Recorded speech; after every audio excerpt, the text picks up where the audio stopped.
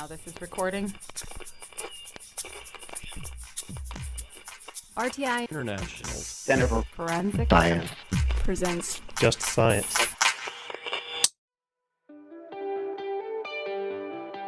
Welcome to Just Science, a podcast for forensic science professionals and anyone who is interested in learning more about how real crime laboratories work. In episode 4 of the Forensic Advancement season, Just Science interviews Dr. David Christensen, a licensed psychologist in the state of Colorado, about psychological survival in a violent career. Dr. Christensen discusses what trauma is and how to be aware of those around you that have been affected by it. Listen along as Just Science learns what can aid in psychological wellness and how self-awareness is a major step in developing resiliency in the profession. Dr. Christensen will also be presenting a live virtual webinar later this year. Check out forensiccoe.org for more details. Follow the FTCOE on Facebook and Twitter and sign up for the newsletter to receive the latest updates. This season is funded by the National Institute of Justice's Forensic Technology Center of Excellence. Here is your host, Dr. John Morgan. and welcome to Just Science, the podcast for forensic science professionals. I'm your host, Dr. John Morgan, the director of NIJ's Forensic Technology Center of Excellence. Our guest is Dr. David Christensen, who has a PhD from the University of Northern Colorado and has been in private practice in Colorado for more than 29 years, and for most of that time engaged in the practice of helping first responders following traumatic incidents, conducting many crisis intervention stress debriefings, and following tragic accidents and life-altering situations. A licensed psychologist in Colorado, a member of the IACP, the International Association of Chiefs of Police, and the International Association of Trauma Professionals. He's been an adjunct faculty member at the University of Northern Colorado for 20 years and maintains an active practice consulting with many agencies across central and northern Colorado. Welcome to the podcast, Dr. Christensen. Thank you, John. I appreciate that. Well, we're really kind of getting into the issue of stress and resiliency in the forensic science community.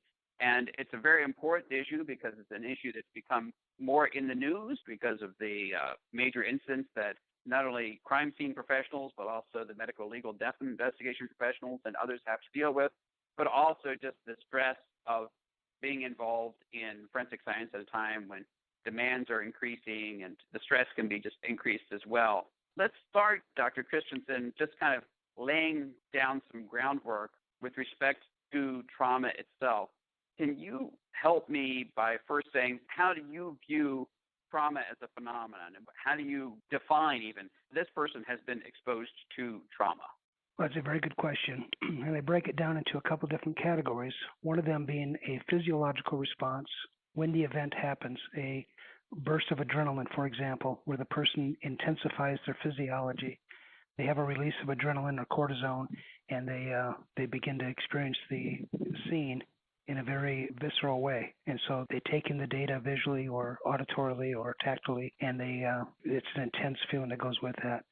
A second way that it happens is through cognition, that repeated exposure to trauma can change a person's perspective on life by making it more negative or more difficult.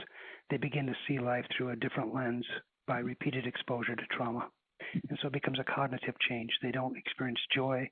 They lose touch with the simple emotions of people around them because they have been exposed to something so dark and traumatic. And obviously we all will react differently to different kinds of trauma, both from one individual to the next and from one incident to the next. At what point does it become an issue where we should be seeking out additional counseling? Or tell me a little bit about how each of us varies with respect to how we experience and respond to trauma. First of all, culturally, we have to be aware that a person who asks for help is not seen as weak. And trauma is experienced phenomenologically and on an individual basis. So just because a person has a traumatic reaction to a scene doesn't mean that they're incapable of handling other scenes.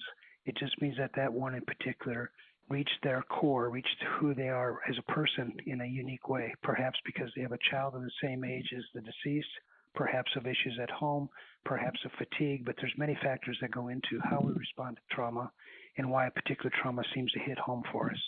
So many things go into that. And one of the dangers that we have culturally within the field is that people who respond with fragility oftentimes feel as though they get defined as being weak or incapable. Yeah, we want folks to be able to seek out assistance when they need it, or even to seek out assistance when they've had an exposure to trauma so that they're able to cope with it over the long term. I was just mentioning, for folks on the podcast, please also refer to some of the other podcasts we've done on this topic.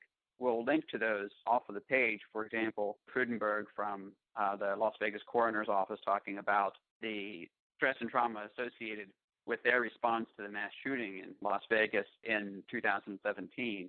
And really, to some extent, every first responder experiences trauma when you're responding to an incident like that, and everyone needs to be aware that it could end up being truly an existential crisis for them with respect to their lives or their profession. Yes, I think there's a couple of signals that we can look for. One is that if it becomes a private issue, if we're embarrassed about how we have reacted, if we feel a certain amount of anger towards a suspect or towards a situation, if we feel a certain amount of guilt or a certain amount of repulsion about a situation, oftentimes those are what makes the recurrence or the memory of that event become private. We're too embarrassed to share with somebody how we felt. And I've dealt with some cases where the persons who responded to the scene were so repulsed by what they saw that there was no way that they could put that into easy language for a layperson, a spouse, for example. And so it becomes a private trauma for them because they feel like they've been given something that can't be shared in a common way that we might tell a friend about a disappointment or a medical concern. These people have something that feels so powerful and embarrassing to them that they're unable to experience it or express it to people. So that's when a therapist becomes helpful because of the confidentiality, because of the professional response, that we try to help people put into words what they've experienced.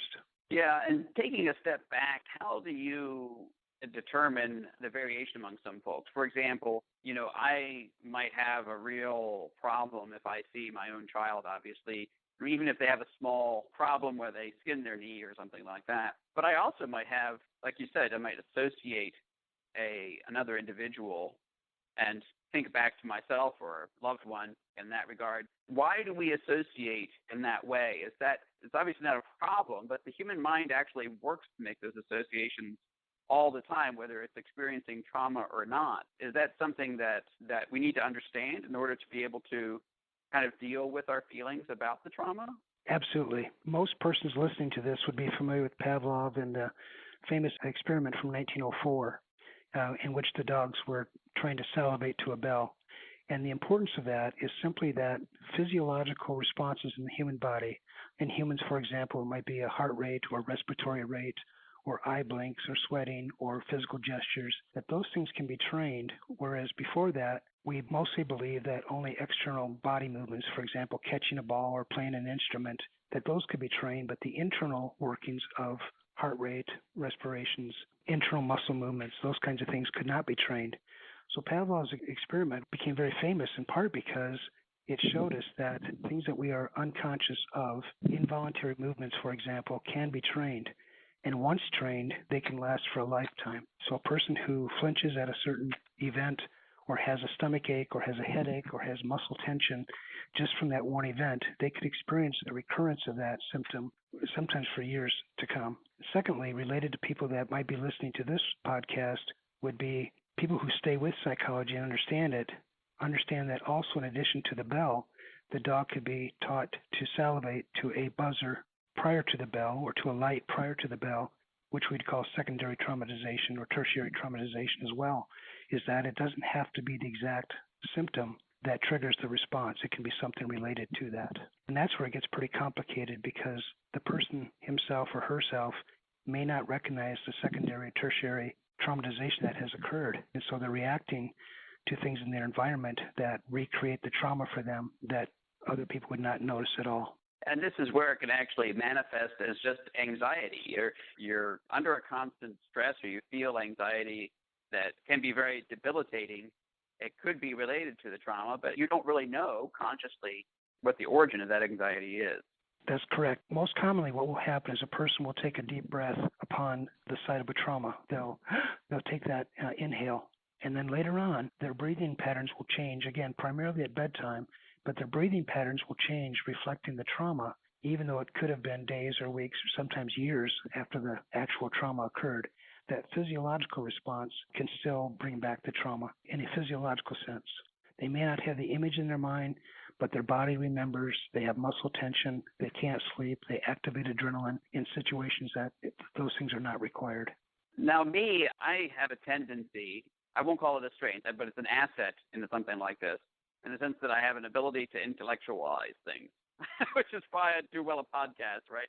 I know how to intellectualize trauma, including in my personal life sometimes. And that can be a weakness because maybe I'm not experiencing life as well as I should because I'm intellectualizing it too much. How do we, in terms of the kind of brain function, break down this kind of balance between, kind of I can step back from the trauma versus, the need to actually experience it and feel it? You don't want people who are just automatons out there in law enforcement operations either. Is the brain designed to be able to balance that?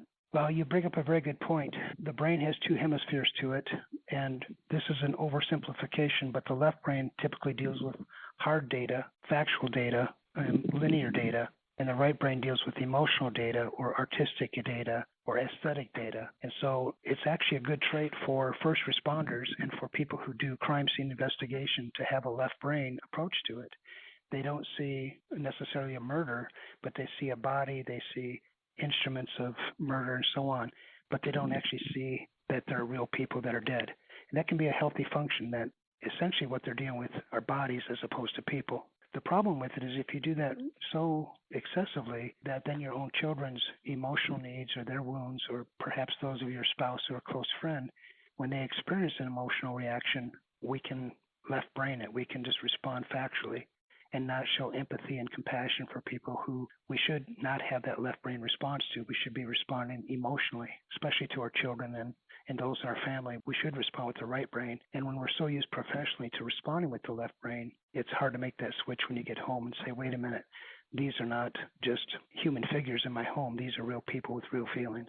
Yeah. How do we balance those processes or train ourselves? And you're faced with somebody who's experienced this trauma, and again, oversimplifying, who's over right-brained about the trauma. How do you help that person develop processes that allow them to take a step back from it and deal with it in a healthy way? Well, there's a couple different things that work into that. One is that we have to recognize that we respond with both brains to most stimulation that occurs in our environment. We do have a left brain that's responding to the facts of what's happening, and we have a right brain that responds emotionally. For example, if we're watching our favorite NFL team play, we have no impact on the game whatsoever, and yet we might emotionally be expressive tremendously. We have tremendous emotion involved in watching the game from our homes hundreds of miles away. So we're doing that all the time. What I try to do in the training that I give is to help people recognize what part of the brain at any given moment is making the decision. Is it factual or is it emotional? So if you tell me I'm eating something and I really like the taste of it, and then afterwards you tell me it's something that I find repulsive, then I might change my mind about how that tasted. Well, in the moment, it was fine. But when you tell me that it's some kind of a snail or something like that, I might have a different reaction to it. So there's basically three different ways that we experience reality. One is through sensory data. The second is through logical thinking, or what we think is logical. And the third way is existential, which means it affects my core, my soul, my spirit. And so what I look for in first responders is when they are traumatized, the actual event is no longer present. They are days removed from the scene. But logically, it's impacting them because the images come back with color, with smell, with some visceral experience to that. The most serious is when a person existentially responds to a trauma by feeling as though they're not cut out for this line of work, it's too much for them, it's too negative for them, and their basic core changes from being called into a field of first responders or crime scene investigators or any kind of accessory field to this, and they feel like that has been damaged. And that's a very serious thing because you're talking about a person losing their career or making a career-ending mistake on the job, making a serious issue, or the increase in depression, suicide, alcoholism, and so on. Yeah, it's hard to understand how to define a good endpoint for somebody in that situation because they obviously got into the profession because they had an interest in it. Obviously, the agency has invested in the person and wants to see them, be able to continue in their job because it's a problem if you have to replace the individual. But on the other hand, it can be not necessarily in that person's interest to ignore that existential feeling, right? I mean, that's something that is a real feeling, and balancing that with these other equities can be a real challenge. Well, part of the solution to that is how existential we live outside of the job. Do we have intimate relationships? Do we have things in our private lives that we can share with somebody close to us, whether it's a medical concern or a spiritual question or some existential question about life itself? When we have those relationships, then dealing with existential trauma is easier because we have people who will respond appropriately to that. On a more superficial level, first responders tend to use humor, and the humor is basically a way of dismissing the seriousness of the situation by making light of it. So dark humor and those kinds of things are probably appropriate for a dismissal of a simple existential issue. When it gets deeper than that, when a person really feels like it could have been their own child or their own grandmother who died, you can't use humor for that. You have to have a deep relationship. And so I encourage the people that come to my training to develop those relationships, whether it's within the family or within the field or somebody outside the field, that they have that capacity to share things that are embarrassing or provocative to them, whether it makes them angry or shameful or guilty or whatever the response is, that they have relationships that can tolerate the depth of that communication. Yeah, I remember many stories over the years about medical professionals who use dark humor a great deal, and often classic story of what were they doing during the operation, right? Yes. Releasing that stress in sometimes inappropriate ways, right? And so you need to find other mechanisms as well and understand where the limit is for when that type of humor really becomes inappropriate. It can be a blessing and a trap at the same time, can't it? Exactly. And what I often tell officers is if they make a joke on scene, they're really in some ways checking out their colleagues to see if they can respond with humor as well. In other words, they're not bothered by what they saw. So a joke that is responded to with more humor is evidence that everyone's dealing with it okay. But if you make light of a scene and somebody responds with anger, frustration, then you know that they're dealing with it in a different way. They're not seeing it in a professional way or a disembodied way. They are seeing a real person, and they're affected by that. And some scenes can make one person react that way, whereas the other people on scene really just see it as another day at work. And so we have to be very sensitive to who it is that's affected, especially when it's ourselves, and what will I do when I'm traumatized. The basis of my training is to say you're going to be traumatized far more than the average person. What is your plan when that happens? What steps will you take? How do you know when to ask for help? And get those processes in place before that trauma occurs. That's a really interesting set of insights. There's a lot to be unraveled there, and I'd love to talk to you for a long time about it. I mean, one of the things that comes to mind is that certainly forensic scientists, but really in general law enforcement, isn't given that kind of training in emotional intelligence, and it's a problem because it isn't just the professionals in criminal justice who experience the kind of stress and trauma and for whom you need to be aware of what's of kind of how they might react to different situations, to how you behave, but it's also suspects and victims and bystanders in these incidents or in any kind of arrest situation or anything like that, who can also have those same kinds of reactions. And if the officer isn't aware of how those reactions may manifest under different circumstances, they can easily make things much worse. Absolutely. Yeah. And obviously the patrol deputy on scene has to be aware of the reactions of the people around them, especially when we talk about stemming violence and so on, that other people around may be more and more angry. So we do have to be aware of those things. In general, the public, persons like myself who live a life that's normal outside of law enforcement, the trauma that I experience is fairly infrequent, and I deal with it by having friendships or by making light of it or just letting time go by and eventually it fades. But when you're exposed to that repeatedly and you have to respond, you can't walk away, you can't call 911 and leave it at that. You have to get your hands dirty. You have to hold the person who's dying. You have to apply, medical attention to a wound. Those people don't have that option. And so I would say that for what we're doing today, anybody who's exposed to that primarily be aware of their own reaction to that, especially if they can't sleep at night, if their diet changes, if they experience headaches or nausea. We have to be aware of our own functioning and how to take care of ourselves. Yeah, and the other part of this that I think is really fascinating is the interplay between, we talk about work-life balance all the time, just about every profession. It's certainly the case in forensic science that the work-life balance is important, and you're raising this other issue. The work-life balance makes the person more resilient. The forensic science organization that allows a person to, keep that balance in their life as opposed to stressing them out every day or, taking time into their profession every day, they're not going to be as successful when an incident occurs and there's trauma with their folks. There's many things that go into having a poor response to the trauma, and one of those is overworked. I worked with a deputy who put in 20-hour days on a homicide, and where I live, homicides are fairly infrequent, but she was given 3 cases back to back to back, and over the course of about 6 weeks, she was putting in 20-hour days. And so when she came to see me, she was devastated from just the workload and the lack of sleep, and she hadn't had friendships for 3 weeks, and she hadn't been a good person in her own home for 3 weeks. So those kinds of things add up. And if you have some animosity within the organization, if you don't feel like you can speak up because the chief, the sheriff will look down on you, it makes it difficult.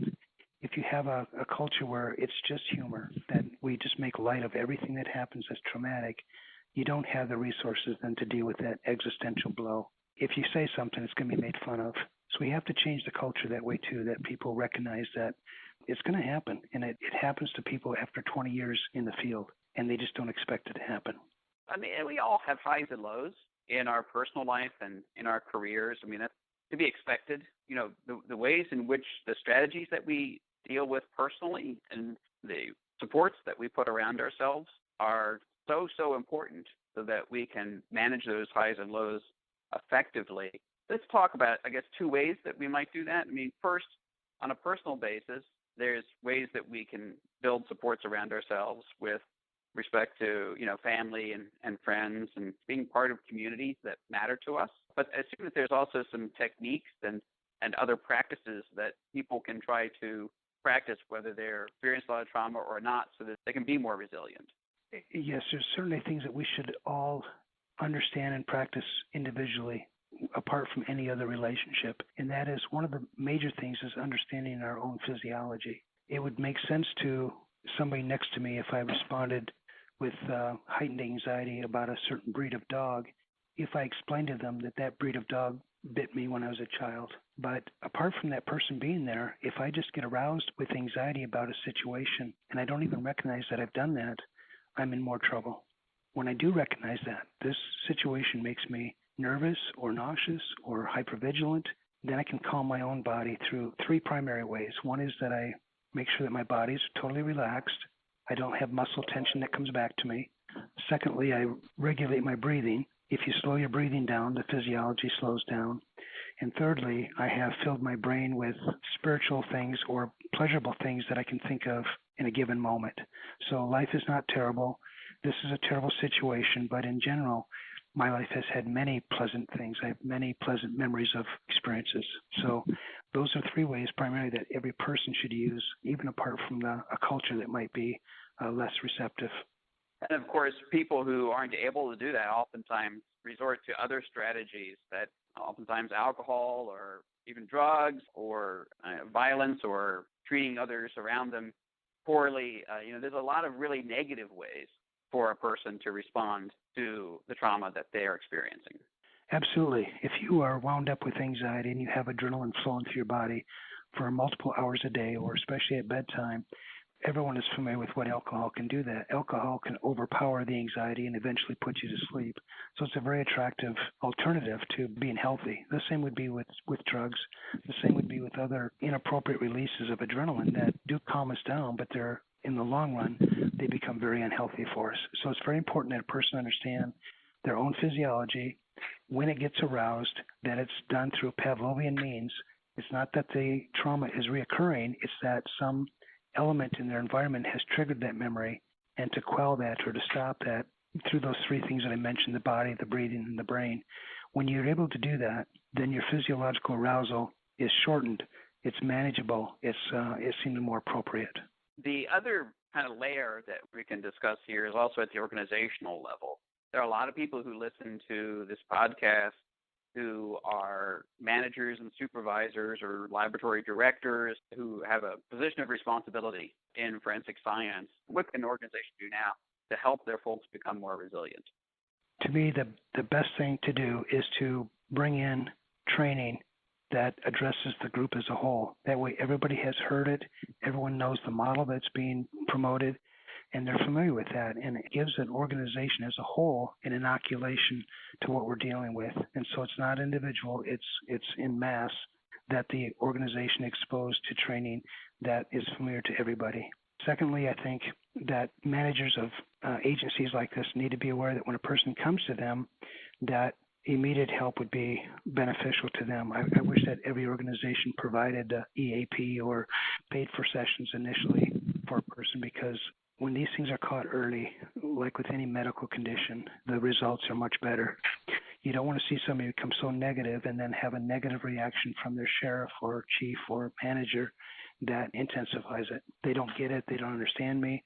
The organization is against this, and it does intensify things quite a bit. And the other part of this is, and one of the things that we've learned is that when a traumatic incident occurs, also being prepared, having some strategies in place, and being open-minded about the strategies that can be put in place to help folks cope with their trauma and anxiety can be very, very important. So are there things that organizations can do after trauma to be able to help folks cope?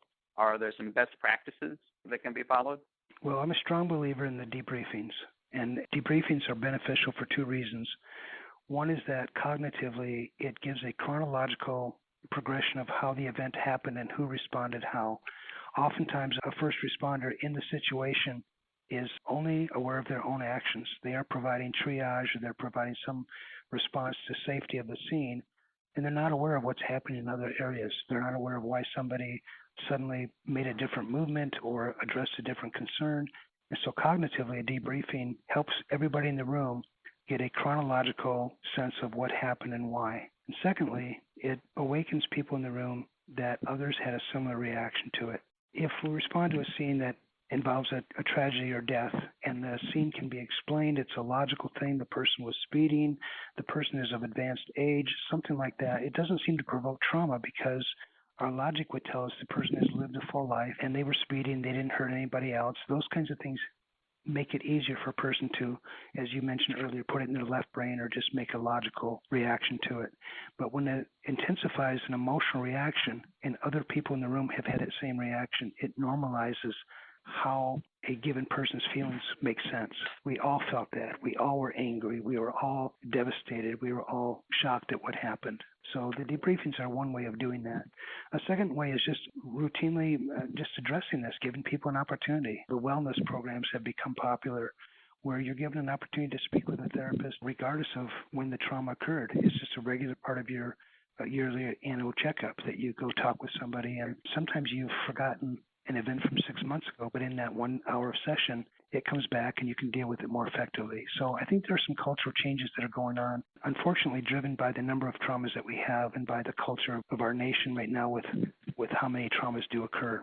So you've been through a decade of learning in this area, and you've actually developed a training that can be used in first responder or public safety organizations that addresses some of these issues. Can you talk a little bit about the training that you provide and how that works and what kind of outcomes you look for from that training? Sure. Well, I think there's probably three primary phases to the training that I give. The first is philosophical, that we understand that we obtain truth through sensory data, through logical data, through existential data. And most of us in our culture are familiar with empirical data, sensory data. We've tasted it ourselves, so on. Most of us are familiar with logical data, that it makes sense that this occurs. But only people who attend to the existential data even are familiar with what that means, of how you're called into a certain profession, or you're called into a certain behavior or activity. Maybe you're called to run a marathon or to skydive, and it just is inside you that you have to do this. So the existential parts of this can be very positive, that people feel a deep calling to protect their nation, to protect their communities, and that's what drives them. And so they have resiliency because the calling to protect people is so strong for them. What surprises many people is when that calling is challenged by a trauma, when they feel like maybe I'm not cut out to be this. I was there, but I couldn't stop the trauma. I'm tired of being exposed to this. I feel like I'm a defeated person. So when a person experiences it that existentially, that's a whole different ballgame. And I think people need training specifically on what existential means in terms of being a first responder. The second part of the training goes to what we've referred to earlier with the left brain and the right brain, that first responders are wonderful people to hang out with, because when things happen, when things go south, the first responder is comfortable in responding in a logical, progressive way. And so I love to climb or raft or backpack with these people, because you know if something goes wrong, they've got a plan for that. They've got the first aid kit. They know what to do. So that's another way that we can experience the benefits of being a first responder. So the brain is a big part of that. But first responders are not immune from having a right brain reaction. They're not immune from suddenly that what they're looking at affects them emotionally. That surprises them. It can catch them off guard. They may have responded to 50 similar situations, but this time they're responding emotionally. They're responding physiologically, and that surprises people. The third part of the training that I find to be helpful is just walking through this map. These are the things that we do that promote resiliency, and that is having relationships that are existential in nature. I can talk about anything. The person's not going to judge me or criticize me. There's intimacy that I may have to preface it. What I'm about to tell you is very personal. I need you to be on board with me. Don't make light of this. I'm very serious about what I'm talking about. So we can preface it, but people who have deep existential relationships have more resiliency. Secondly, we have other things in our lives that repair us existentially.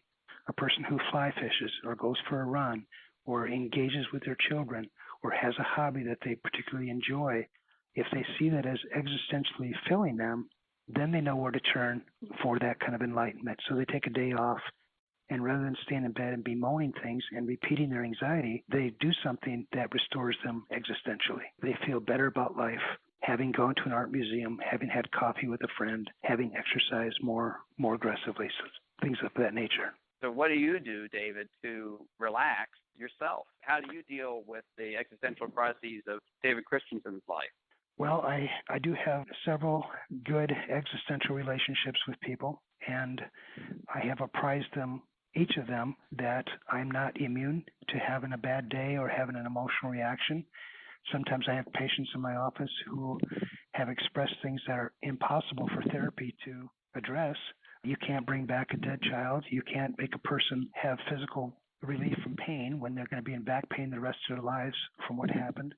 So there are days where I feel vulnerable, and I have people in my life who understand that and respond to it, whereas on a typical day, I might say something and get a joke back, or it's just lighthearted. So I do have people in my life who are aware that my deepest days require communication, and they offer that to me.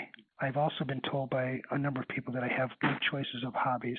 I do fly fish, I do raft, I do backpack, I do a lot of things that are spiritual in nature to me. It's not just hiking for mileage, it's hiking for my soul. It's being aware of smells and sights and experiences and animal life and so on, that when I'm spiritually aware of that, it's healing for me. So I'm able to come back in the office and give to other people what they need, because I've taken time to go away and restore that for myself. And just so the audience knows, Dr. Christensen has committed that if I can get away, he will do what he's done before, which is be a climbing guide on Mount Kilimanjaro in Tanzania.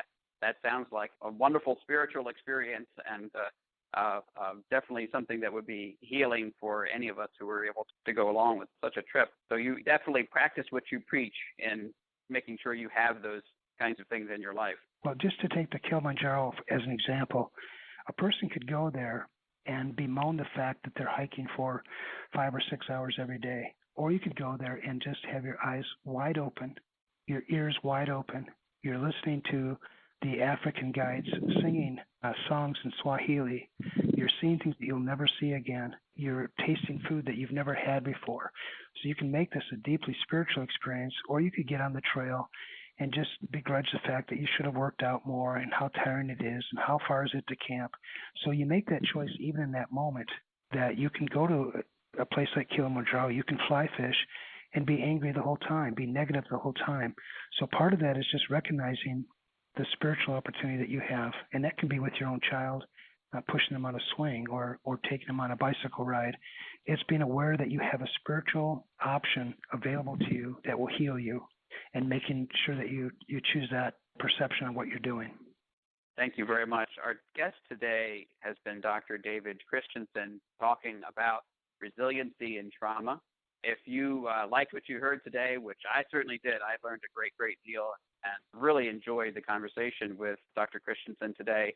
Please make sure you get on to your favorite podcast platform. Give us a few likes. It'll help us to spread the word about Just Science. Thank you very much for being on the program, Dr. Christensen. John, thank you for your time, and good luck with your career and with your own well-being. I appreciate what you do. Thank you very much.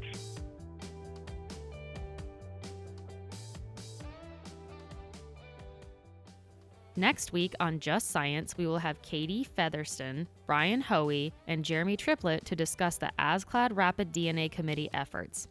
The majority of these interviews were recorded at the 2018 ASCLD Annual Symposium in Atlanta, Georgia. If you have an interesting case and would like to be a guest on our next season, which will be recorded at the 2019 ASCLD Symposium, please visit our podcast landing page at forensiccoe.org/Just Science Podcast.